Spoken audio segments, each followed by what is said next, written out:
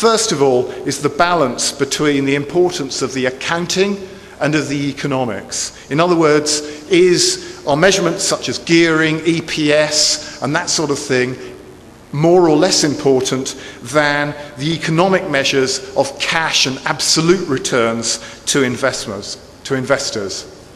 The second key thing is the exercise of judgment. There are going to be some projects which give you a positive NPV. There are others that are going to give you a negative NPV.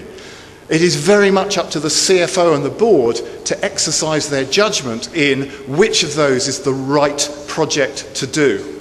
I could think of a lot of projects that the ACT could do that would give us a positive return, but we're not going to do them because it's not part of our business. Similarly, there are things which are actually going to cost us money, which are the right thing to do in the overall contents for the long-term sustainable future of the organisation. Raising the money is a sort of core competency for the treasurer. I mean, basically, you've got a choice of equity or debt, private markets or public markets, and after that you get into the detail of precisely what you're going to raise in the chosen market. For the treasurer, it combines the technical for price, IRR calculations for the cost, currency, accounting, legal issues, with the practical. Who wants what from the deal? Who gets what from the deal? How do you articulate that?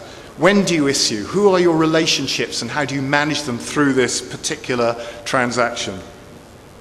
Ultimately, what you're trying to do is to achieve cost-efficient funding which facilitates the business strategy. So we come back to this strategy link again. And what is achievable or desirable in practice may not be the theoretical optimum. And again, so we have professional judgment coming into this decision. I think I'd like to spend a little time on risk, because I know the accounting profession is doing a lot of work on risk at the moment. My colleagues in IFAC and on the Professional Accountants in Business Committee of IFAC are thinking a lot about this. Here's our take on risk, and I hope you find it useful. First of all, you can take a look on a company as basically just one big risk management engine. And the idea is that you earn returns by going into business that will deliver shareholder value and will deliver shareholder value to meet investors' required risk-weighted returns. Basically, the way we've ended up looking at it is to say, well, everything, what investors do when they expect the business to make money, all of your business strategy is basically a set of business risks that you're going to take on. Whatever you want to make money from is, by definition, a business risk. And to be honest, this is where, yes, greed is good. You can be greedy for your business, and it goes into your business strategy and is part of that, and is the part of the business risks that you take on, embrace, and manage in order to make profits. Everything outside that, investors don't expect you to make money from. And this is really important. And therefore, they expect you to effectively manage away those risks in some way. And as long as you're absolutely clear with your investment community and with stakeholders generally, with your customers, with your suppliers, with your employers, with everyone else who deals with you, as long as you're absolutely clear and transparent on that, then that should be okay. Governance is, if you like, making sure, or governance is that risk management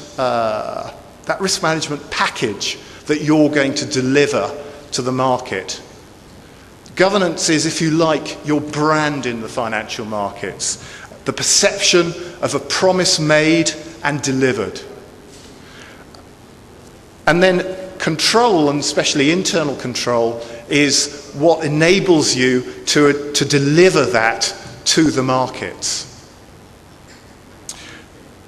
Where this diagram leaves us is that basically all risks have to be managed, including business risks, and that leads you on to looking at an enterprise-wide risk management approach.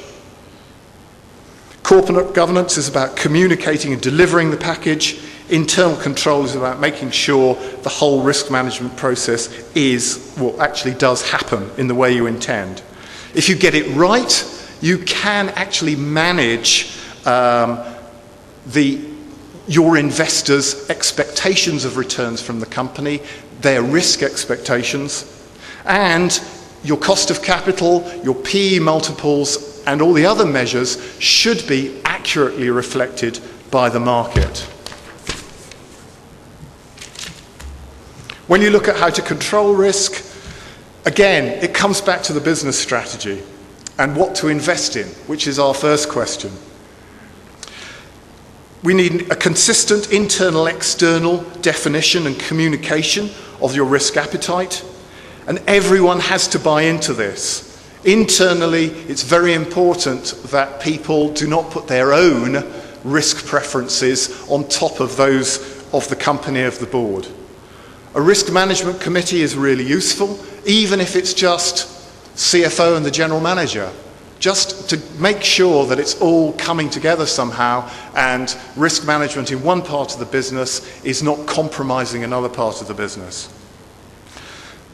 Treasury specialism is financial risk, and you need to make sure that your treasury and financial risk management is coordinated with the other specialists in the business. And to echo a comment earlier, at the end of the day, there's a lot of judgment in this. At the end of the day, you're running a business, not spreadsheets.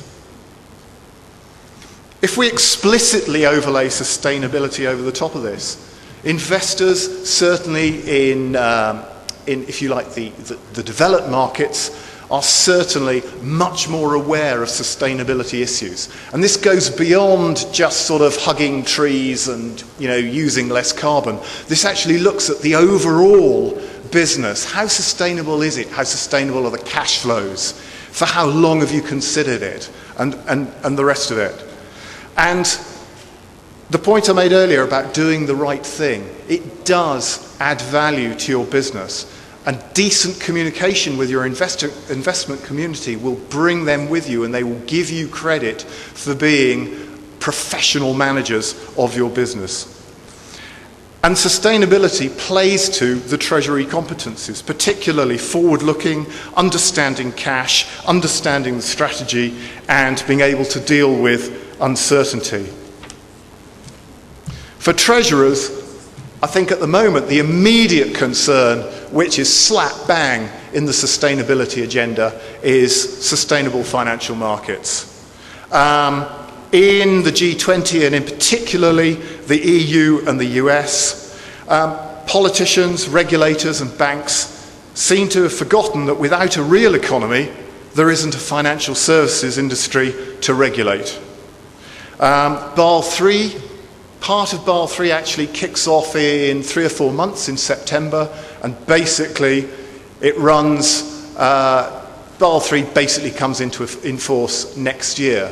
So for those of you who are looking for inward investment, for those of you who have any sort of interaction with Europe, the US and the rest of the G20, next year is when it all starts clicking in.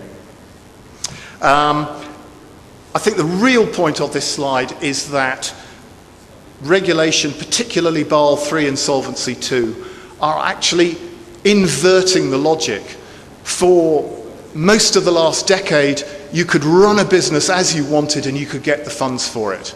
Now, what you can get funds for dictates the sort of business you run. And again, it will dictate what inward investors can actually invest in here in Pakistan. It may well start to impact on what local investors here can invest in, whether domestically or indeed overseas.